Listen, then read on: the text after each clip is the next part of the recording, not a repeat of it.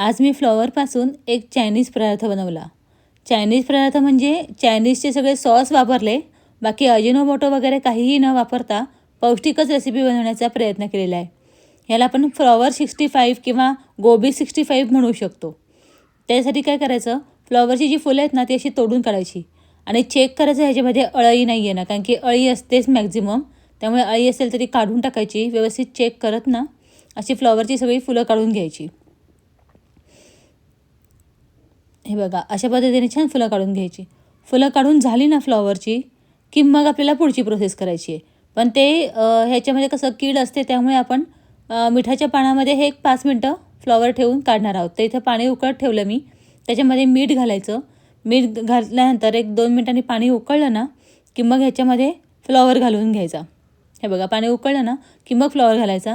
म्हणजे ह्याच्यातलं जर का कीटकनाशक त्याच्यावरती औषध मारलेलं असतं किंवा अळी वगैरे असते ना, ती निघून जाते. आणि सगळ्यात महत्त्वाचं म्हणजे फ्लॉवरचा जो उग्र वास असतो ना, तो या पाण्यातून फ्लॉवर काढल्यानंतर निघून जातो. अगदी 2 मिनटंच ठेवायचा फ्लॉवर आपल्याला पाण्यामध्ये आणि लगेचच तो काढून घ्यायचा आहे. स्वच्छ होतो एकदम. हे बघा, आता मी एका बाउलमध्ये हा फ्लॉवर सगळा काढून घेते आहे. आता मग ह्याच्यामध्ये आपल्याला एक बॅटर तयार करायचं आहे. ते कसं करायचं ते सांगते. आता हा फ्लॉवर आधी आपण इथे थंड करत ठेवूयात आणि मग एक बाऊल घ्यायचा. ह्या बाऊलमध्ये एक वाटीभर मैदा घ्यायचा. मैदा घेतल्यानंतर ह्याच्यामध्ये साधारण 4 ते 5 चमचे डाळीचं पीठ घ्यायचं. डाळीचं पीठ घालून झालं की लगेचच 4 ते 5 चमचे इथे तांदळाचं पीठ वापरायचं. काय करायचं, कॉर्नफ्लॉवर वापरण्यापेक्षा तांदळाचं पीठ केव्हाही चांगलं, त्यामुळे तांदळाचं पीठ इथे वापरायचं. नंतर चवीप्रमाणे ह्याच्यामध्ये मीठ घालून घ्यायचं. मीठ घालून झालं ना की ह्याच्यातच थोडेसे सॉसेस घालून घ्यायचे आहेत. तर इथे मी रेड चिली सॉस घातलेला आहे, साधारण 1 मोठा चमचा आहे हा. नंतर टोमॅटो केचप घातलेले, हे 2 मोठे चमचे घातलेले आहे मी. आणि ह्याच्यामध्ये आपल्याला आलं लसणाची पेस्ट घालायची आहे. तर आलं लसणाचा पेस्ट मी इथे साधारण 1 चमचाभर मोठा घालून घेतलेले आहे. नंतर हे आपल्याला थोडं थोडं पाणी घालून छान मिक्स करून घ्यायचं आहे. म्हणजे आपण भजी बनवतो ना, भज्यासाठी कसं बॅटर तयार करतो, तसं साधारण आपल्याला त्या थिकनेसने तयार करून घ्यायचं आहे. थोडं थोडं पाणी घालायचं, खूप जास्त पाणी घालायचं नाही. नाहीतर काय होतं, गुठळ्याही होतात आणि पाण्याचं प्रमाण मग जास्त झालं तर आपल्याला परत गोंधळ होऊ शकतो. त्यामुळे थोडं थोडं पाणी घालूनच त्याचं बॅटर तयार करून घ्यायचं आहे. इथे शक्यतो मिक्सरने हलवा, म्हणजे कसं ह्याच्यामध्ये गुठळ्या होत नाहीत. आपण साधा चमचा किंवा डाव वापरली ना की गुठळ्या होतात. मिक्सरने जरा थोडंसं सोपं पडतं. त्यामुळे मी आपलं जे बॅटर असतं ना ते कायम मिक्सरनेच हलवून घेते. गुठळ्या मोकळ्या व्हायला पण मदत होते आणि शक्यतो होत पण नाहीत. हे बघा, कसं पटकन असं बॅटर तयार झालं. साधारण या थिकनेसमध्ये आपल्याला बॅटर तयार करून घ्यायचं आहे. आता आपण जो फ्लॉवर शिजवून घेतलेला आहे ना, अर्धवट शिजवून घेतलेला, तो ह्याच्यामध्ये घालून घ्यायचा. आता घालून घेतल्यानंतर मग काय करायचं, हे आपल्याला तळून घ्यायचं आहे. त्याला कोटिंग कसं करायचं मी तुम्हाला आयडिया सांगते. शक्यतो फोक वापरायचा. असा ह्या फोकचा चमचा जो असतो ना, त्याच्याने काय होतं, आपण असं उचललं ना फ्लॉवर की जे जास्तीचं जे आपलं पीठ असतं ते सगळं ह्याच्यातून निघून जातं, निथळून जातं. म्हणून फोक वापरायचा. आता असं घेऊन मग हे गरम तेलामध्ये आपल्याला तळून घ्यायचं आहे. तर आता आधी आपण तेल गरम करत ठेवावं लागणार आहे. तोपर्यंत हा फ्लॉवर ह्याच्यामध्ये डीप करून ठेवायचा. आता एका कढईमध्ये तेल गरम करायला ठेवायचं. बनवायला अतिशय सोपी रेसिपी आहे. लहान मुलांनाही खूप आवडेल आणि शक्यतो आपल्याला जितकी हेल्दी बनवता येईल तेवढा हेल्दी बनवण्याचा प्रयत्न करायचा. त्यामुळे थोडंसं मी इथे कॉर्नफ्लॉवर वगैरे अवॉइड केलेलं आहे. आता गरम तेल झालं ना की ह्याच्यामध्ये एक एक फ्लॉवरचा जे पीस आहे ना तो असा घालून घ्यायचा. आता चिकन 65 वगैरे बनवतात ना चायनीजमध्ये, अगदी त्या पद्धतीनेच आपल्याला हे फ्लॉवरचं बनवून घ्यायचं आहे. ते ह्याला आपण गोबी 65 पण म्हणू शकतो. तर आता सगळं फ्लॉवरचे तुकडे जे आहेत ना ते ह्याच्यामध्ये घालून घ्यायचे एक एक करून. तुम्हाला इथे आठवण करून देते, तुम्हाला माझ्या जर रेसिपीज आवडत असतील तर चॅनलला लाईक, शेअर आणि सबस्क्राईब नक्की करा. म्हणजे काय होतं, तुम्हाला माझ्या नोटिफिकेशन्स पण मिळत राहतील आणि मी अशा साध्या, सोप्या आणि सिंपल रेसिपीज माझ्या चॅनलवरती आहे ना अपलोड करत असते. आता हे सगळं ह्याच्यामध्ये असं तळून घ्यायचं. लो टू मिडियम फ्लेमवरती घ्यायचं. एकदम बारीक गॅस ठेवायचा नाही, मोठाच गॅस ठेवायचा. म्हणजे काय होतं, तो मोकळा होतो आणि चिकटत नाही एकमेकांना. बारीक गॅस ठेवला ना तर शिजायला वेळ लागतो आणि चिटकून बसतो. त्यामुळे मोठाच गॅस ठेवायचा. अशा पद्धतीने सगळे फ्लॉवरचे तुकडे एक एक करूनच घालायचे. जास्त एकदम घालायचे नाही, तर त्याचा गोळा तयार होतो. त्यामुळे फोकच्या साहाय्याने एक एक करूनच असे फ्लॉवरचे तुकडे आपल्याला घालून घ्यायचे आहेत.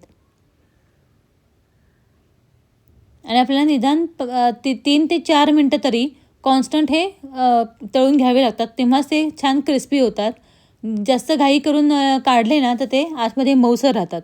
त्यामुळे 3 ते 4 मिनटं तरी कॉन्स्टंट असे हलवून घ्यायचे. 1-2 मिनटं सगळे घातल्यानंतर 2 मिनटं ठेवायचं असं आणि मग नंतर झारा घालून झाऱ्याने व्यवस्थित ते काढून घ्यायचं. हे बघा थोडंसं असं चिकटतं, लगेचच ते मोकळे होतात. कारण की आपण एक-एक करून घातलेले आहेत. हे बघा किती सुंदर असे ते तळले जात आहेत. पण हे लगेच काढायचे नाहीत. भलेही त्याला अगदी चॉकलेटी जरी झालेली असली तरी लगेच काढायचे नाहीत. आपल्याला क्रिस्पी बनवायचे आहेत. त्यामुळे 1-2 ते 3 मिनटं कॉन्स्टंट असे हलवायचे. सगळ्या बाजूने छान असे तळले गेले पाहिजेत. हे बघा किती सुंदर असे तळले जात आहेत. खायला खूप छान लागतात, चविष्ट लागतात आणि यम्मी पण लागतात. म्हणजे मुलांना 100% आवडतील. अगदी तुम्ही संध्याकाळच्या वेळेला जरी असं बनवून दिलंत ना खायला तरी खूप छान. आता हे असे तळून झाले ना की एका बाउलमध्ये काढून घ्यायचे आहेत आपल्याला हे सगळे. सगळेच्या सगळे आपल्याला ह्या अशा बाउलमध्ये काढून घ्यायचे. बाउलमध्ये म्हणण्यापेक्षा चाळणीमध्ये वगैरे जरी काढून घेतलेत ना तुम्ही तरी चालू शकतं. तेलकट नाही होत, हे तेल पीत नाही, फार तेलकट होत नाही.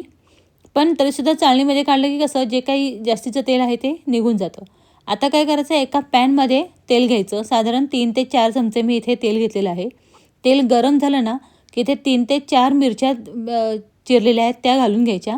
नंतर थोडासा कढीपत्ता घालून घ्यायचा. ह्याला शेवटचा आपल्याला एक तडका द्यायचा आहे. तडका म्हणण्यापेक्षा आपल्याला 65 बनवायचं आहे, गोबी 65, तर आपल्याला थोडंसं ग्रेव्ही तयार करावी लागणार आहे.